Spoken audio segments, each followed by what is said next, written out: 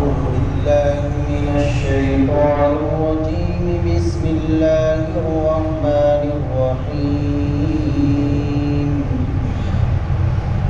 يا أيها الذين آمنوا إذا قمتم إلى الصلاة فاغسلوا وجوهكم وأيديكم إلى المرافق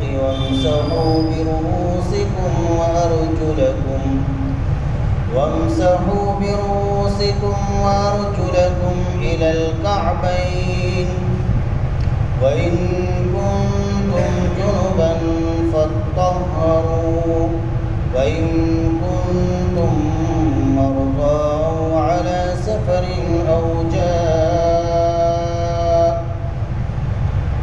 جاء أحد منكم من الغائط أو لامستم النساء فلم تجدوا ماء فتيمموا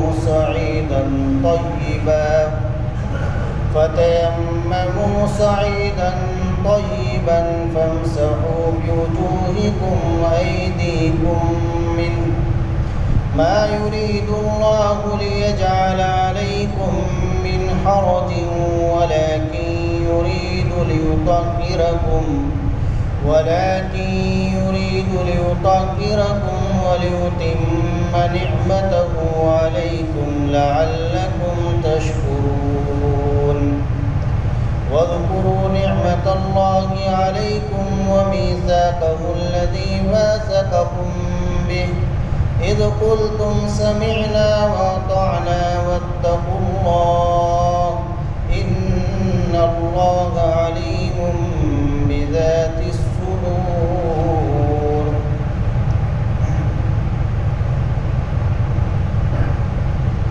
اس سے پہلے آیت شریفہ میں کھانے پینے سے متعلق کچھ احکام آئے کہ کن چیزوں کا کھانا تمہارے لیے حلال ہے اور کون سی چیزوں کا استعمال تمہارے لیے حرام ہے. اس آیت شریفہ میں کچھ احکام مذکور ہیں جن کا تعلق عبادت سے، نماز سے. چنانچہ سب سے پہلا حکم وضو اور غسل کا ہے. اللہ تعالیٰ فرماتے ہیں یا ایھا الذین آمنوا، اے ایمان والو، جب تم نماز پڑھنے کا ارادہ کرو، نماز کے لیے کھڑے ہو اور پہلے سے تمہارا وضو نہ ہو تو وضو کر لو. اے ایمان والو، جب تم نماز پڑھنے کا ارادہ کرو اور تمہارا وضو نہیں ہے تو تم اس طریقے کے مطابق اپنا وضو کر لو. فاغسلوا وجوہکم وایدیکم الی المرافق. فرائض کو بیان کیا ہے آیت شریفہ میں، سنتوں کا تذکرہ حدیث شریف میں آیا ہے.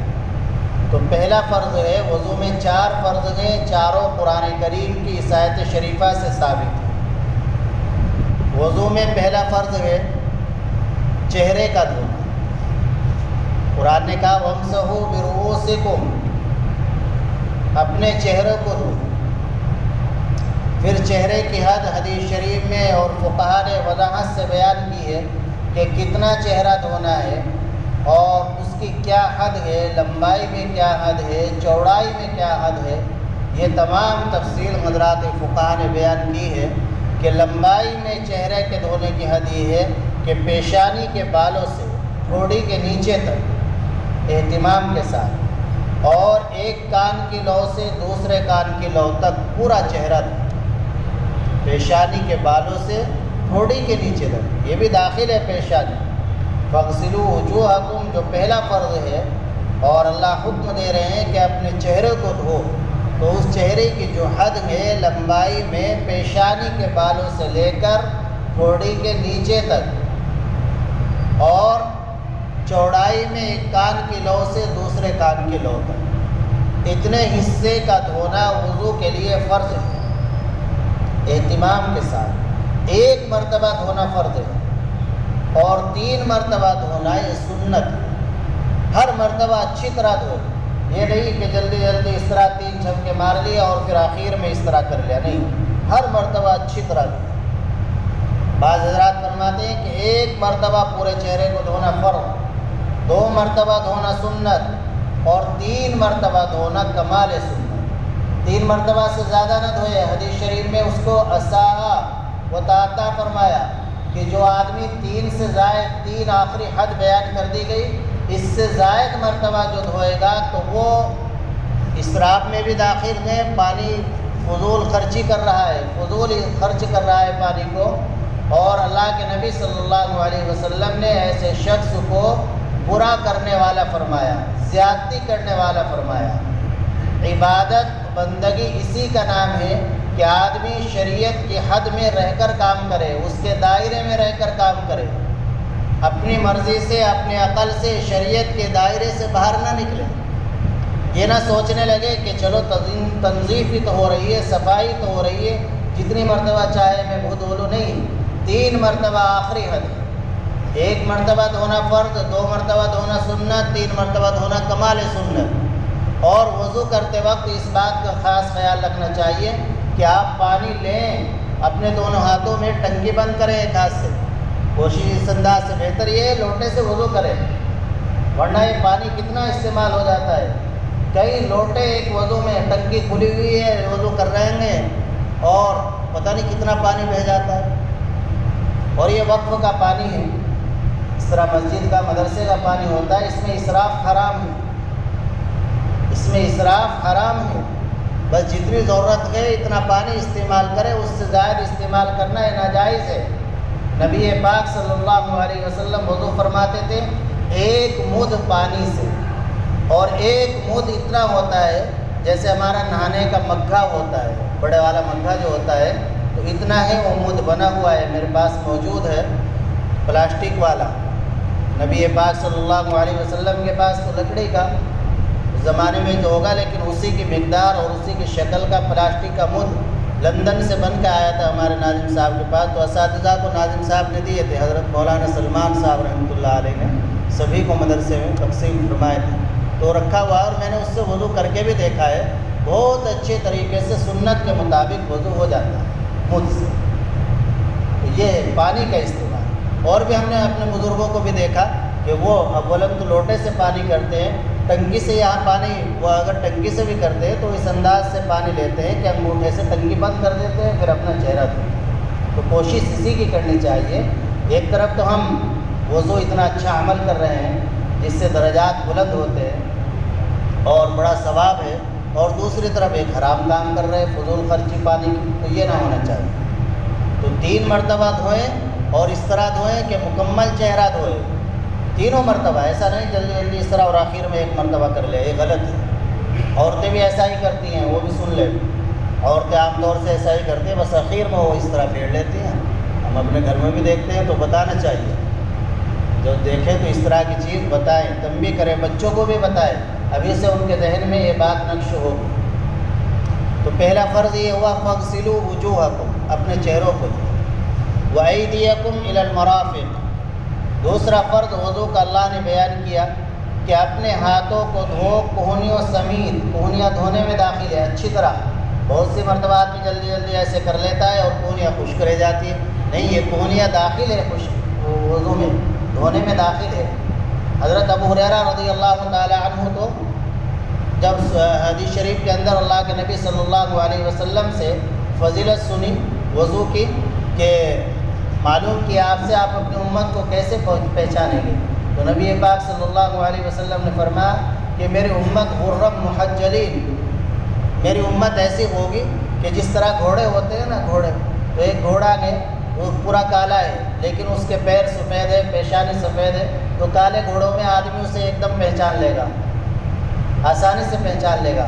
تو ایسے ہی میری امت کے اعضاء، دنیا بھر کی امتیں ہوگی تمام انبیاء کی، تو میں اپنی امت کو کیسے پہچانوں گا کہ ان کے اعضاء وضو وہ چمکتے ہوئے ہوں گے، یہ چہرہ، ہاتھ، پیر، یہ سب ان کے چمکتے ہوئے ہوں گے، ان سے میں اپنی امت کو پہچانوں گا۔ تو نبی پاک صلی اللہ علیہ وسلم اور یہ بھی فرمایا کہ ان کے لیے زیور، ان اعضاء میں زیور، یہ زیور پہنایا جائے گا۔ اب مردوں کے لیے وہاں زیور پہننا جائز ہوگا، سونا چاندی یہاں تو حرام ہے سونے کا پہننا۔ اب حضرت ابو ہریرہ رضی اللہ تعالیٰ عنہ بڑے حریص تھے اس طرح کی چیزوں کے، تو وہ اپنے ہاتھوں کو دھوتے تھے بغل تک اس طرح کی فضیلت تاکہ چمکے، اور میرے لیے زیور بھی جو فضیلت آئی ہے حدیث شریف میں اعضاء وضو کے دھونے کی، تو اس کی فضیلت زیادہ حاصل ہو جائے۔ تو اس لیے اہتمام سے اپنے ہاتھوں کو دھونا چاہیے، کوہنی خشک نہ رہ جائے۔ اگر کوہنی کا ذرا سا حصہ بھی خشک رہ گیا تو وضو نہیں ہوگا۔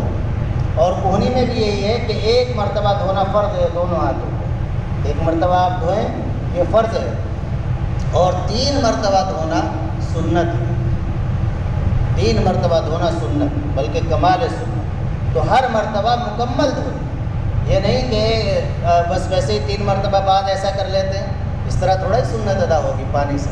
ایسے پوری کوہنی کہاں دھل رہی ہے، یہ تو اوپر حصے میں پانی آئے گا۔ آپ پوری کوہنی دھوئے، پورا ہاتھ دھوئے کوہنی سمیت 3 مرتبہ، تب وہ کمال سنت کی فضیلت حاصل ہوگی۔ اور تیسرا فرض ہے وَامْسَحُوا بِرُؤُوسِكُمْ، کہ اپنے سر کا مسح کرو۔ سر کے مسح میں حضرت امام ابو حنیفہ رحمہ اللہ کے ہاں 1/4 سر کا مسح کرنا فرض ہے۔ سر کے 4 حصے کر لیں، 1/4 کے بقدر حصے پر اگر مسح کر لیا، چاہے وہ پیچھے کے حصے پر ہو، آگے کے حصے پر ہو، دائیں حصے پر ہو، بائیں حصے پر ہو، تو مسح ہو جائے گا، فرض ادا ہو جائے گا۔ اور پورے سر پر مسح کرنا سنت ہے، اس لیے بہتر یہ ہے کہ پورے سر پر مسح کریں، سنت حاصل کر تو رہی ہے مسح۔ اگر ہم نے 1/4 سر پر کر لیا فرض تو تب بھی ادا ہو جائے گا، لیکن ہمیں تو جب پورے سر پر مسح کریں گے تو کتنا ٹائم زیادہ لگ جائے گا، تو پورے سر پر مسح کرنا یہ سنت ہے۔ وَامْسَحُوا بِرُؤُوسِكُمْ وَأَرْجُلَكُمْ إِلَى الْكَعْبَيْنِ، چوتھا فرض قرآن نے بیان کیا وضو کا کہ اپنے پیروں کو دھلو ٹخنوں سے۔ پیروں کو بھی 3 مرتبہ دھونا سنت ہے، 1 مرتبہ دھونا فرض ہے۔ ٹخنے بھی دھونے میں داخل ہے، اگر ٹخنا خشک رہ گیا تو وضو نہیں ہوگا۔ ٹخنے یہ دھونے میں داخل گئے، اگر ٹخنے کا ذرا سا حصہ بھی خشک رہ گیا تو وضو نہیں ہوگا۔ ٹخنوں کو اچھی طرح سے دھویا جائے، اور پیر بھی مکمل دھوئے 3 مرتبہ۔ انگلیوں کا خلال کرے، انگلی کو خلال کرنا سنت۔ وضو کی بہت ساری سنتیں ہیں، ان سنتوں کو بھی ادا کرنا چاہیے، ان پر بھی بڑا ثواب ہے۔ وضو کی دعائیں ہیں، ان دعاؤں کو پڑھیں۔ وضو کے درمیان کی ایک دعا جو 2-3 ہفتے سے بتائی جا رہی ہے، ہو گئی کسی کے یاد؟ کن کن کے یاد ہے؟ ایک، ماشاء اللہ، وہی 2-3 کے، الحمدللہ۔ تو جب ان کے ہو گئی، ہمارے کیوں نہیں ہو رہی؟ تو آپ کے ہو جائے گی انشاءاللہ سب کے۔ کرتے رہو، میں بھی کہتا ہی رہوں گا جب تک ہونے کی نہیں ہے۔ اس سال تو ارادہ ہے ایک دعا تو کرانی ہی ہے، اتنی قیمتی دعا ہے، میں بھی ہر ہفتے کہوں گا انشاءاللہ۔ جب 5-6 کے ہو گئی تو امید ہے اگلی بار 10-15 کے ہوگی، اس سے اگلی بار 15-20 کے ہو ہی جائے گی انشاءاللہ۔ وَذَكِّرْ فَإِنَّ الذِّكْرَىٰ تَنفَعُ الْمُؤْمِنِينَ، اللہ فرما رہے ہیں بات کہتے رہو، نصیحت کرتے رہو۔ یہ نصیحت کرنا یہ ایمان والوں کو نفع دیتا ہے۔ تو اللہ کا شکر، ہم سب ایمان والے ہیں، جب اللہ فرما رہے ہیں تو کہنے سننے سے یقیناً فائدہ ہوتا ہے۔ تو آج سے شروع کریں، جنہوں نے نہیں کی آج سے شروع کریں اور یاد کر لیں اسے، اور پڑھا بھی کریں، بڑا فائدہ محسوس کریں گے آپ اس کا۔ وَإِن كُنتُمْ جُنُبًا فَاطَّهَّرُوا، یہ تذکرہ تو یہاں تک وضو کا ہوا۔ اگر وضو نہیں ہے تو وضو کر لو۔ آگے غسل کا تذکرہ ہے کہ اگر غسل نہیں ہے اور نماز پڑھنا چاہ رہے ہو تو نہ غسل کرو۔ وَإِن كُنتُمْ جُنُبًا فَاطَّهَّرُوا، اور اگر تم جنابت کی حالت میں ہو یعنی بے غسل ہو، فَاطَّهَّرُوا، تو اپنے پورے بدن کو پاک کر لو یعنی غسل کر لو۔ وضو کے بعد اب غسل کا تذکرہ۔ وَإِن كُنتُم مَّرْضَىٰ وَعَلَىٰ سَفَرٍ، غسل میں 3 فرض ہیں۔ نمبر 1 کلی کرنا، اچھی طرح غرارہ کرنا۔ اگر وضو کے روزے کی حالت میں نہیں ہے، روزے کی حالت میں ہے تو بس کلی پر اکتفا کر لے، غرارہ نہ کرے۔ اور ناک میں پانی پہنچانا اور پورے بدن پر اچھی طرح پانی بہانا، بال کے برابر بھی خشک نہ رہنے پائے، اچھی طرح ناپ میں ادھر ادھر جو آدھا چھپے رہتے ہیں اچھی طرح اہتمام سے، ورنہ اگر ذرہ برابر بال کے برابر بھی خشک رہے گا اس سے تو غسل نہیں ہوگا۔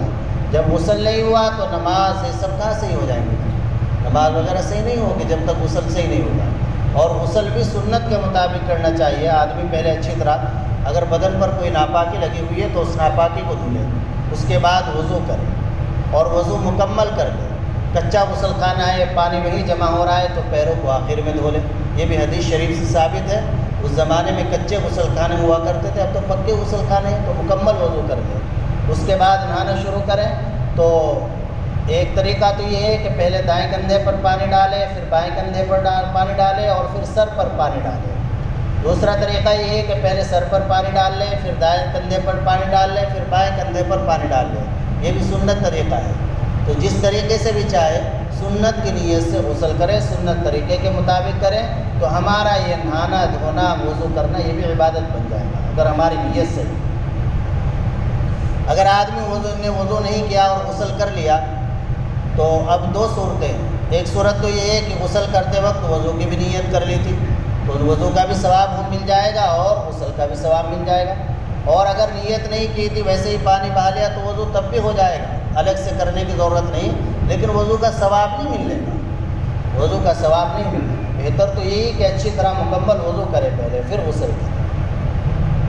وَإِن كُنتُم مَّرْضَىٰ وَعَلَىٰ سَفَرٍ أَوْ جَاءَ أَحَدٌ مِّنكُم مِّنَ الْغَائِطِ أَوْ لَامَسْتُمُ النِّسَاءَ فَلَمْ تَجِدُوا مَاءً فَتَيَمَّمُوا صَعِيدًا طَيِّبًا فَامْسَحُوا بِوُجُوهِكُمْ وَأَيْدِيكُمْ مِنْهُ۔ اسلام یہ نظافت والا، صاف ستھرائی والا مذہب ہے اور نظافت ہی کو اللہ تعالیٰ پسند فرماتے ہیں۔ ان اللہ نظیف یحب النظافہ، اللہ تعالیٰ نظیف ہے، پاک صاف ہے، اللہ تعالیٰ پاکی اور صفائی کو ہی پسند فرماتے ہیں۔ تو اسلام میں پاکی اور صفائی کی بڑی تعلیم دی گئی ہے۔ پانی سے پاکی حاصل کرو، چھوٹی پاکی حاصل کرنی ہے یعنی وضو وہ پانی سے کرو، بڑی پاکی حاصل کرنی ہے پانی سے کرو۔ کبھی ایسا بھی ہوتا ہے کہ پانی نہیں ہوتا، تو ایسی صورت میں اگر پانی نہ ہو اور پانی کو ہی لازم قرار دیا جائے تو بڑا حرج لازم آئے گا، بہت سی نمازیں چھوٹ جائے گی۔ بہت سے بعض حالات ایسے آتے ہیں آدمی کے پاس پانی موجود نہیں، یا پانی موجود ہے اس کے استعمال پر قادر نہیں، بیمار ہے، شدید قسم کا بیمار ہے، وضو نہیں کر سکتا ہے، غسل نہیں کر سکتا ہے، پانی کا استعمال انتہائی مضر ہو رہا ہے، نقصان دہ ہو رہا ہے، تو ایسے وقت میں کیا کیا جائے؟ تو اللہ تعالیٰ نے اپنے بندوں کے لیے تخفیف فرمائی اور مٹی کو بھی اللہ نے مطہر بنا دیا، پاک کرنے والا بنا دیا۔ اللہ تعالیٰ فرماتے ہیں کہ اگر تم بیمار ہو یا سفر میں ہو اور وہاں پانی موجود نہیں ہے، تم بیمار ہو، اس طرح کے بیمار ہو کہ پانی استعمال نہیں کر سکتے ہو، پانی کے استعمال کرنے پر تمہیں قدرت نہیں ہے، پانی کا استعمال تمہارے لیے نقصان دہ، یا تم سفر میں ہو اور وہاں پانی قریب میں نہیں ہے، پانی موجود نہیں ہے، پانی ملنے کی کوئی توقع نہیں ہے، او جاء احد منکم من الغائط او لامستم النساء، اور تمہیں پاکی حاصل کرنے کی ضرورت پیش آ جائے۔ کیا ضرورت پیش آ جائے؟ کہ تم پیشاب پاخانہ کر کے آئے ہیں جس سے تمہارا وضو ٹوٹ گیا، اب تمہیں نماز پڑھنی ہے اور تمہیں پاکی حاصل کرنی ہے، یا غسل کی ضرورت پیش آ جائے۔ غسل کی ضرورت کیا پیش آ گئی کہ آدمی نے بیماری کی حالت میں یا مسافر ہونے کی حالت میں پانی موجود نہیں یا پانی کے استعمال پر قدرت نہیں ہے، بیوی سے ہم بستری کر لی، صحبت کر لی، جس سے غسل واجب ہو گیا، غسل فرض ہو گیا، پانی موجود نہیں ہے، تو ایسے وقت میں کیا کرنا ہے؟ فلم تجدوا ماء، اور تمہیں پانی نہ ملے۔ پانی نہ ملنے کی دونوں صورتیں ہیں، یا تو پانی پر قدرت ہی نہیں ہے، پانی موجود ہی نہیں ہے، اور یا پانی موجود تو ہے لیکن پانی استعمال نہیں کر سکتا ہے، بیمار ہے، پانی نقصان دہ ہے، مرض کے بڑھ جانے کے یا مرض کے لمبا ہو جانے کا خطرہ ہے، تو ایسی صورت میں اللہ تعالیٰ فرماتے ہیں فَتَيَمَّمُوا صَعِيدًا طَيِّبًا، اب تم پاک مٹی سے تیمم کر دو۔ اگر پانی نہ ملے اور پانی کے استعمال پر قدرت نہ ہو تو ایسی صورت میں تم پاک مٹی، تمہارے لیے مٹی کو پاک کرنے والا قرار دیا جا رہا ہے، اور پاک مٹی سے تم تیمم کر دو۔ اور تیمم کا طریقہ بھی اللہ نے بیان فرمایا، تیمم کا طریقہ بھی اللہ تعالیٰ نے بیان فرمایا فَامْسَحُوا بِوُجُوهِكُمْ وَأَيْدِيكُمْ مِنْهُ۔ تیمم کے اندر تین فرض ہیں۔ نمبر 1 نیت کرنا، وضو میں نیت کرنا فرض نہیں سنت ہے۔ تیمم کے معنی ہی نیت کے ہیں، تیمم کے معنی ہے ارادہ کرنا، پاک مٹی سے پاکی حاصل کرنے کا ارادہ کرنا، تو چونکہ اس کے معنی میں ہی نیت کے معنی ملحوظ ہے اس لیے نیت کو تیمم کے لیے ضروری قرار دیا گیا کہ آدمی تیمم کرتے وقت نیت کرے کہ میں پاکی حاصل کرنے کا ارادہ کر رہا ہوں، میں اپنے سے حدث کو زائل کرنے کی نیت کرتا ہوں۔ 2 فرض ہیں تیمم میں اس کے علاوہ نیت کے۔ نمبر 1، پہلا فرض ہے کہ آدمی 2 ضرب، ایک ضرب لگائے مٹی پر، ہاتھ مارے اور اپنے چہرے پر پھیرے، پورے چہرے پر ہوئی، پیشانی کے بالوں سے ٹھوڑی کے نیچے تک، ایک کان کی لو سے دوسرے کان کی لو تک، ایک کان کی لو سے دوسرے کان کی لو تک، یہ، اور ہاتھ مٹی پر مارے اور اس طرح ان کو جھاڑ دیں۔ یہ بھی شریعت نے تعلیم دی تاکہ اس پر جو گرد و غبار ہے وہ نیچے، گرد و غبار لگنا ضروری نہیں، بس پتھر پر مار لے اس سے بھی ہو جائے گا۔ ہر وہ چیز جو زمین کی جنس سے ہے، پتھر ہے، ٹائل ہے اور مٹی ہے، ریت ہے، ان سب سے تیمم ہو جائے گا۔ اس طرح کی چیزوں سے سب پر ہاتھ مارنے سے تو گرد لگنا ضروری نہیں ہے، گرد لگنا ضروری نہیں۔ اللہ نے جس چیز کو مطہر قرار دے دیا، جو طریقہ بتلا دیا تنظیف کا، پاکی حاصل کرنے کا، تو وہی طریقہ پاکی حاصل کرنے کا ہے اور وہ ہمیشہ کے لیے رہے گا۔ کوئی اس میں کمی نکالے تو وہ خود بے وقوف ہے۔ تو پہلا فرض تو یہ ہوا۔ دوسرا فرض تیمم کا یہ کہ پھر دوبارہ ضرب لگائے مٹی پر، پتھر پر، جس چیز سے بھی تیمم کر رہا ہے تو پھر اس کو اسی طرح کہ پہلے دایاں ہاتھ، یہ بایاں ہاتھ دائیں ہاتھ پر پھیرے اچھی طرح، وہی کوہنی سے پورے ہاتھ پر، کوہنی بھی داخل ہے، اور دایاں ہاتھ یہ بایاں ہاتھ پر پھیر کو اچھی طرح، تو یہ تیمم ہو گیا۔ یہی تیمم وضو کا ہے اور یہی تیمم غسل کا ہے، یہ بھی یاد رکھنے کی بات ہے۔ اگر غسل کی ضرورت پیش آ گئی اور پانی موجود نہیں ہے یا پانی موجود ہے اس کے استعمال کرنے پر قادر نہیں، شدید بیمار ہیں، شدید بیمار ہے اور احتلام ہو گیا، ضرورت پیش آ گئی غسل کی، تو کیا کریں؟ ایک صحابی رضی اللہ عنہ کو غالباً عمار بن یاسر رضی اللہ عنہ اسی طرح جنگل میں تھے، تو انہیں ضرورت پیش آ گئی غسل کی، پانی وہاں موجود نہیں ہے، تو انہوں نے بعض صحابہ سے معلوم کیا جو ساتھ تھے کہ کیا میں تیمم کر لوں؟ تو اب انہوں نے اس سے پہلے چونکہ مسئلہ پیش نہیں آیا تھا، حضور سے معلوم نہیں کیا تھا، تو اپنے ذہن سے انہوں نے کہنے لگے کہ نہیں ایسا کیسے، وہ تو وضو کا تیمم ہے، وہ والا جو چہرے سے اور وضو کا تیمم، کہ ہمیں تو اس طرح کی کوئی رخصت نہیں ملتی۔ پھر انہوں نے ان صحابی نے یہ کیا کہ اپنے آپ کو پورے کے جسم کو ریت میں لوٹ پوٹ کر لیا، پورے جسم پر ریت بن گئی، پورے جسم پر ریت بن گئی۔ پھر حضور کے سامنے جب مسئلہ پیش ذکر کیا گیا تو آپ نے فرمایا وضو کے لیے جو تیمم ہے وہی غسل کے لیے تیمم، وہی غسل کے لیے، تو اگر غسل کی ضرورت پیش آ گئی تو تب بھی تیمم اسی طرح ہوگا، یہی 2 فرض ہوں گے، پورے بدن پر مٹی نہیں ملی جائے گی، بس اسی سے وہ غسل کا بھی تیمم ہو جائے گا۔ نہیں، 5 بس 2 فرض، ایک ضرب اس کے لیے اور 2 ضرب، ایک ضرب ہاتھوں کے لیے اور ایک ضرب یہ چہرے کے لیے۔ فتح محمد بوجوہی ما یرید اللہ لیجعل علیکم من حرج، اللہ تعالیٰ تمہارے اوپر تنگی نہیں چاہتے، اللہ نے تمہیں سہولت دے دی، آسانی دے دی، پانی موجود، بس پاک صاف رہو، پانی موجود نہیں، پانی کے استعمال پر قادر نہیں، تب بھی اپنے آپ کو پاک صاف رکھو، وہ تیمم کے ذریعے پاک صاف رکھو۔ اللہ تمہارے اوپر تنگی نہیں چاہتے، اللہ تمہیں تنگی میں ڈالنا نہیں چاہتے۔ اللہ یہ بھی فرما سکتے تھے نہیں ہر حال میں پانی ہی استعمال کرنا ہے، کہیں سے بھی لاؤ، مرو یا جیو، کچھ بھی ہو تمہارا پانی استعمال نہیں، اللہ تمہیں تنگی میں ڈالنا نہیں چاہتے۔ لا یکلف اللہ نفسا الا وسعها، بندے کے اندر جتنی طاقت گنجائش ہوتی ہے اللہ اتنی ہی چیز کا اس کو مکلف بناتے ہیں۔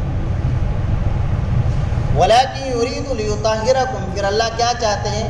اللہ تمہیں پاک صاف کرنا چاہتے ہیں، اللہ یہ چاہتے ہیں کہ میرے بندے پاک صاف رہیں، ظاہر کے اعتبار سے بھی باطن کے اعتبار سے بھی۔ ظاہر کے اعتبار سے تو آدمی پاک ہو جاتا ہے وضو اور غسل سے، اور باطن کے اعتبار سے پاک ہوتا ہے اہل اللہ کی صحبت سے۔ ہمارے باطن کے اندر جو بیماری ہیں، حسد، کینہ، بغض، عداوت، دشمنی، جلنا، یہ سب چیزیں جو اندر کی بیماریاں ہیں ہمارے باطنی قلبی، یہ کسی اللہ والے کے پاس بیٹھنے سے دور ہو۔ وَلِيُتِمَّ نِعْمَتَهُ، اور اللہ تمہارے اوپر اپنی نعمت کو مکمل کرنا چاہتے ہیں تاکہ تم اللہ کا شکر ادا کرو۔ وَاذْكُرُوا نِعْمَةَ اللَّهِ عَلَيْكُمْ، اللہ کی نعمتوں کو یاد کرو جو اللہ نے تم پر کی ہے۔ یہ سب اللہ کی نعمتیں ہی ہیں۔ اللہ ہمیں ایک ایک چیز سکھلا رہے ہیں۔ اللہ وضو کا طریقہ، نماز کا طریقہ اور غسل کا، تیمم کا، یہ سب چیزیں اللہ کا انعام ہی ہے۔ وَمِيثَاقَهُ الَّذِي وَاثَقَكُمْ، اور وہ عہد یاد کرو جو تم نے عہد کیا تھا۔ کیا عہد کیا تھا؟ اِذْ قُلْتُمْ سَمِعْنَا وَأَطَعْنَا، تم نے کہا تھا یا اللہ ہم تیرے احکام کو ہم نے سن لیا، ہم ان پر عمل کریں، ہم تجھے اپنا رب مانتے ہیں۔ یہ عہد کر کے آئے تو جب رب مانا تو رب کی اطاعت بھی لازم ہے، رب کے احکام پر عمل کرنا اور ان پر پورا اترنا بھی لازم اور ضروری ہے۔ وَاتَّقُوا اللَّهَ، اور اللہ سے ڈرتے رہو۔ وَاتَّقُوا اللَّهَ إِنَّ اللَّهَ عَلِيمٌ بِذَاتِ الصُّدُورِ، بے شک کہ اللہ تعالیٰ سینوں کے حالات کو جاننے والے ہیں۔ تمہارے دل کے اندر کیا خیالات آتے ہیں، تمہارے کیا حالات ہیں، کیا تمہارے دلوں کے اندر چھپا ہوا ہے، یہ سب اللہ رب العزت خوب جانتے ہیں۔ اللہ عمل کی توفیق عطا فرمائے۔